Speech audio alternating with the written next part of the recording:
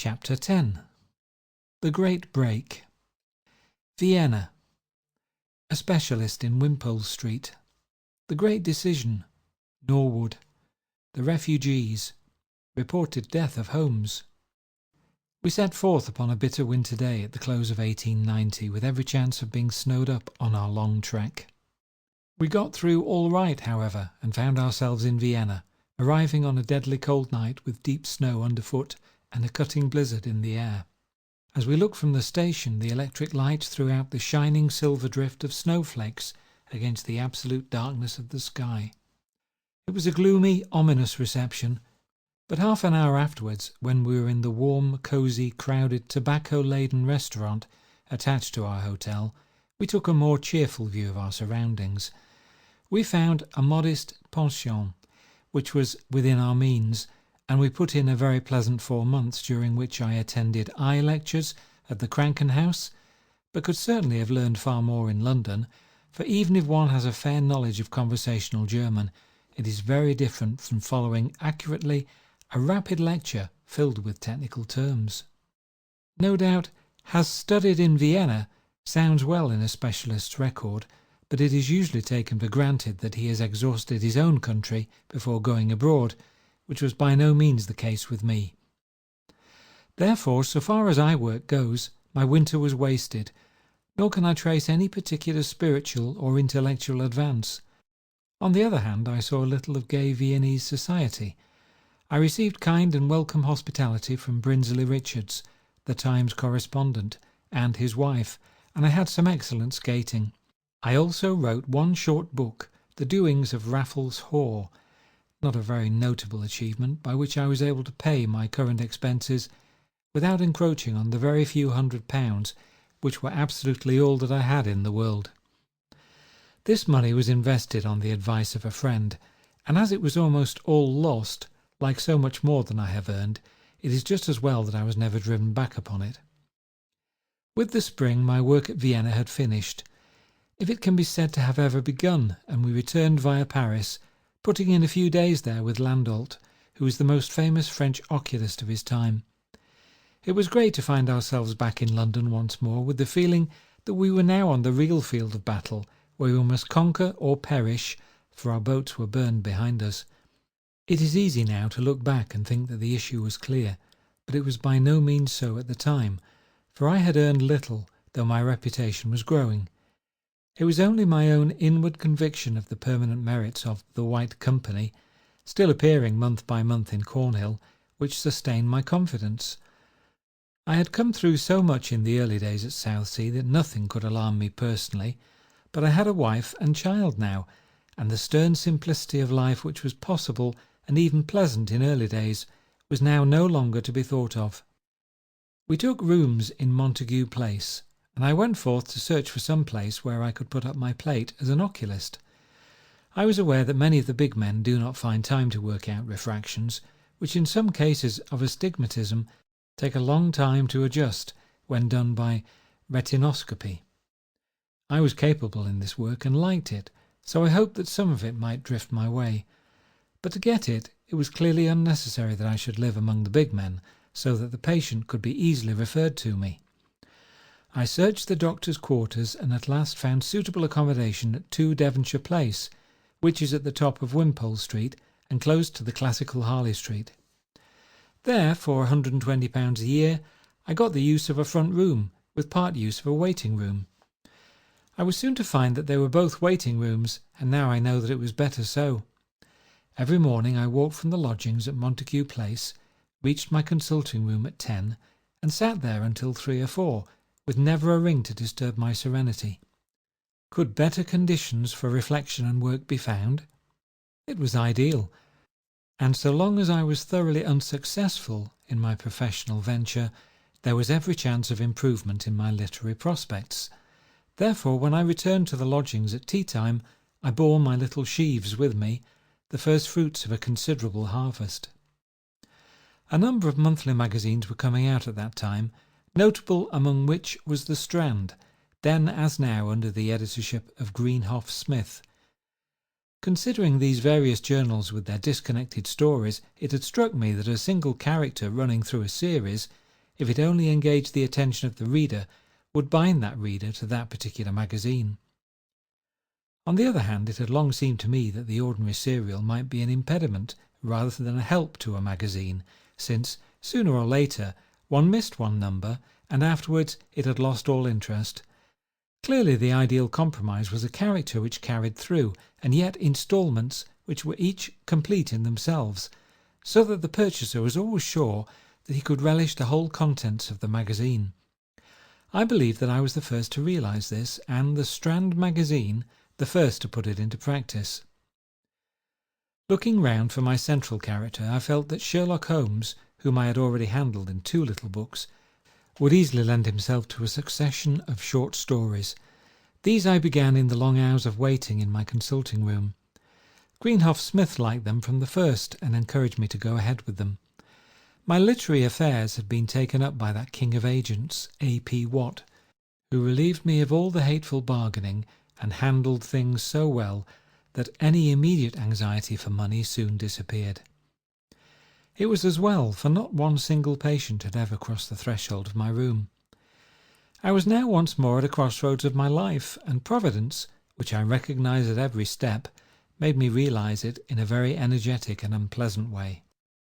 I was starting off from my usual trudge one morning from our lodgings, when icy shivers passed over me, and I only got back in time to avoid a total collapse.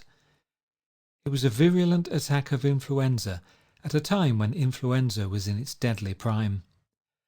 Only 3 years before, my dear sister Annette, after spending her whole life on the family needs, had died of it at Lisbon, at the very moment when my success would have enabled me to recall her from her long servitude. Now it was my turn, and I very nearly followed her. I can remember no pain or extreme discomfort, and no psychic experiences, but for a week I was in great danger, and then found myself as weak as a child and as emotional, but with a mind as clear as crystal. It was then, as I surveyed my own life, that I saw how foolish I was to waste my literary earnings in keeping up an oculist's room in Wimpole Street, and I determined with a wild rush of joy to cut the painter and to trust for ever to my power of writing. I remember in my delight taking the handkerchief which lay upon the coverlet in my enfeebled hand, and tossing it up to the ceiling in my exultation. I should at last be my own master. No longer would I have to conform to professional dress, or try to please anyone else. I would be free to live how I liked and where I liked. It was one of the great moments of exultation of my life. The date was in August 1891. Presently I was about, hobbling on a stick, and reflecting that if I lived to be 80, I knew already exactly how it would feel. I haunted house agents, got lists of suburban villas, and spent some weeks, as my strength returned, in searching for a new home. Finally I found a suitable house, modest but comfortable, isolated and yet one of a row. It was 12 Tennyson Road, South Norwood. There we settled down, and there I made my first effort to live entirely by my pen. It soon became evident that I had been playing the game well within my powers, and that I should have no difficulty in providing a sufficient income. It seemed as if I had settled into a life which might be continuous, and I little foresaw that an unexpected blow was about to fall upon us, and that we were not at the end, but really at the beginning of our wanderings. I could not know this, however, and I settled down with a stout heart to do some literary work worthy of the name. The difficulty of the Holmes work was that every story really needed as clear-cut and original a plot as a longish book would do. One cannot without effort spin plots at such a rate. They are apt to become thin or to break. I was determined now that I had no longer the excuse of absolute pecuniary pressure. Never again to write anything which was not as good as I could possibly make it, and therefore I would not write a home story without a worthy plot, and without a problem which interested my own mind, for that is the first requisite before you can interest anyone else. If I have been able to sustain this chapter for a long time, and if the public find, as they will find, that the last story is as good as the first, it is entirely due to the fact that I never, or hardly ever, forced a story.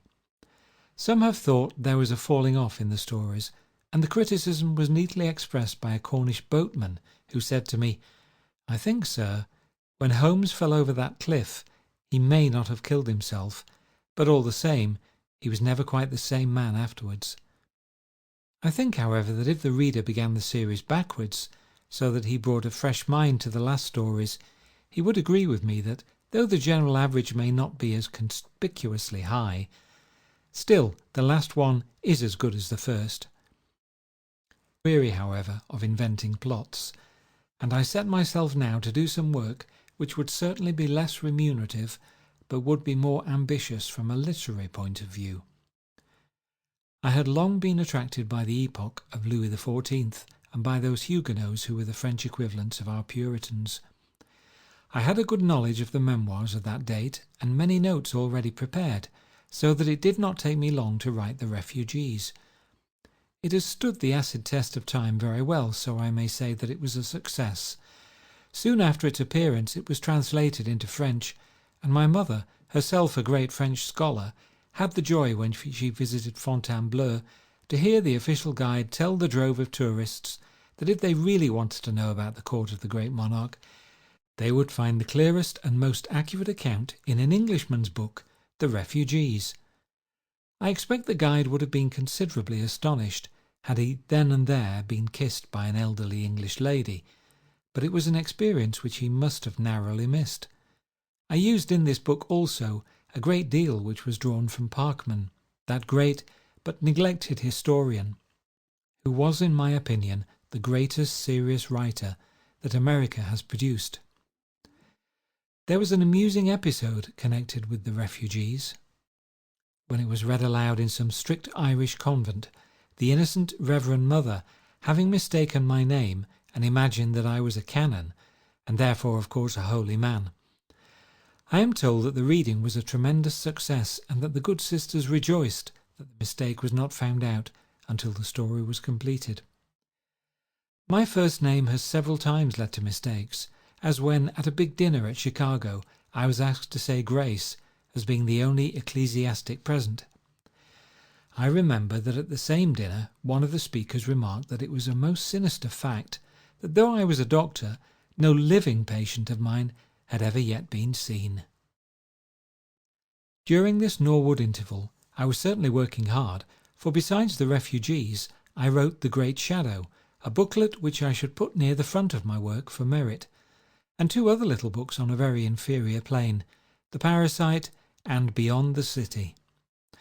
The latter was of a domestic type unusual for me.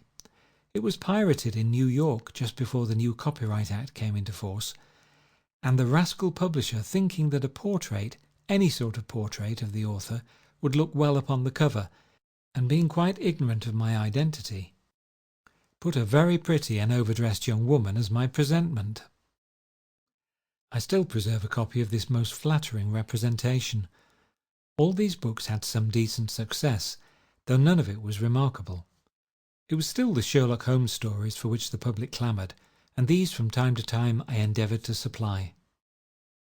At last, after I had done 2 series of them, I saw that I was in danger of having my hand forced, and of being entirely identified with what I regarded as the lower stratum of literary achievement. Therefore, as a sign of my resolution, I determined to end the life of my hero. The idea was in my mind when I went with my wife for a short holiday in Switzerland, in the course of which we saw there the wonderful falls of Reichenbach. A terrible place, and one that I thought would make a worthy tomb for poor Sherlock, even if I buried my banking account along with him. So there I laid him, fully determined that he should stay there, as indeed for some years he did. I was amazed at the concern expressed by the public. They say that a man is never properly appreciated until he is dead, and the general protest against my summary execution of Holmes taught me how many and how numerous were his friends. "You brute!" was the beginning of the letter of remonstrance which one lady sent me, and I expect she spoke for others beside herself. I heard of many who wept. I fear I was utterly callous myself, and only glad to have a chance of opening out into new fields of imagination, for the temptation of high prices made it difficult to get one's thoughts away from Holmes. That Sherlock Holmes was anything but mythical to many is shown by the fact that I have had many letters addressed to him with requests that I forward them. Watson has also had a number of letters in which he has been asked for the address or for the autograph of his more brilliant confrère. A press-cutting agency wrote to Watson asking whether Holmes would not wish to subscribe. When Holmes retired, several elderly ladies were ready to keep house for him, and one sought to ingratiate herself by assuring me that she knew all about beekeeping and could segregate the queen. I had considerable offers also for Holmes if he would examine and solve various family mysteries. Once the offer, from Poland, was that I should myself go, and my reward was practically left to my own judgment. I had judgment enough, however, to avoid it altogether. I have often been asked whether I had myself the qualities which I depicted, or whether I was merely the Watson that I look. Of course I am well aware that it is one thing to grapple with a practical problem, and quite another thing when you are allowed to solve it under your own conditions. I have no delusions about that. At the same time, a man cannot spin a character out of his own inner consciousness and make it really lifelike, unless he has some possibilities of that character within him, which is a dangerous admission for one who has drawn so many villains as I. In my poem The Inner Room, describing our multiplex personality, I say, "There are others who are sitting, grim as doom, in the dim, ill-boding shadow of my room. Darkling figures, stern or quaint, now a savage, now a saint, showing fitfully and faint in the gloom." Among those figures there may perhaps be an astute detective also, but I find that in real life, in order to find him, I have to inhibit all the others, and get into a mood when there is no one in the room but he. Then I get results, and have several times solved problems by Holmes's methods after the police have been baffled. Yet I must admit that in ordinary life I am by no means observant, and that I have to throw myself into an artificial frame of mind before I can weigh evidence and anticipate the sequence of events.